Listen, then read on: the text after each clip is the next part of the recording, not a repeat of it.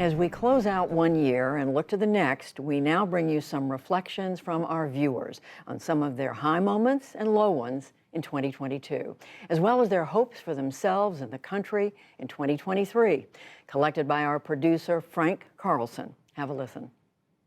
The best part of my 2022 was being able to vote for the first time. I would say that the best thing that happened to me is making the move from Puget Sound, Olympia, Washington to New Orleans, Louisiana. The best thing really was my little son from LA came to visit me for a whole week. My eldest niece, who is 17 years old and a senior in high school, has applied to many, many universities, and so far she's had positive answers from 6 universities. I went to Maryland to see some relatives that I hadn't seen in a long time. I got to travel around, and it was awesome.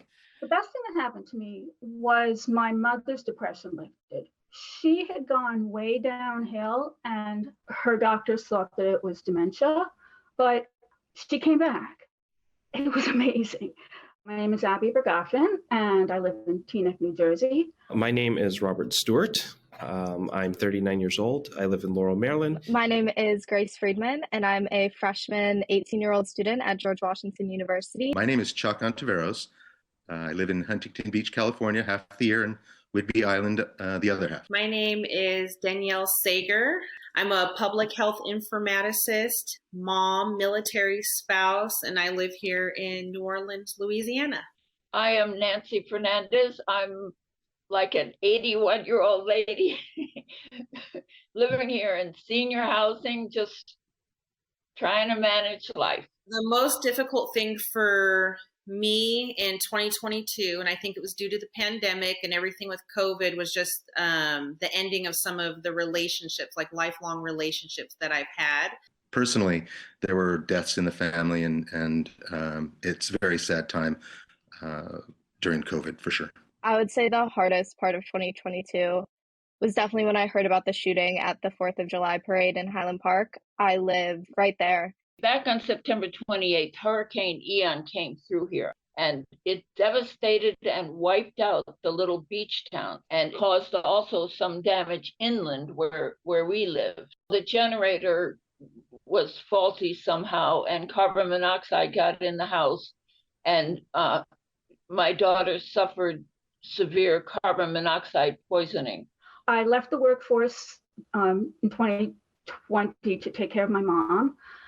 And I've been applying for jobs for which I'm well qualified and for which I'm overqualified. Just not getting anything, like not even a single phone call.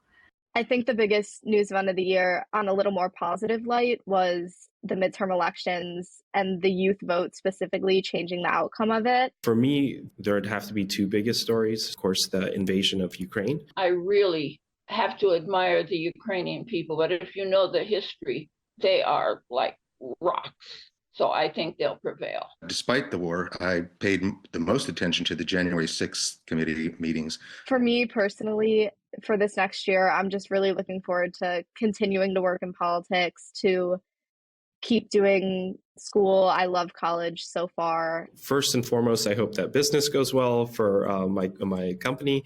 And secondly, I hope that I will pursue more academic interests for myself. For the coming year, I'm looking forward to my plans for moving back to New York State. I hope that in 2023, I could reach my lifelong goal of owning and operating my own bookstore. I do wish to continue to visit more relatives. My wife wants us to visit as many of the national parks that we can. One of my big hopes for the country next year, and I know it's a pipe dream, would be a universal COVID vaccine.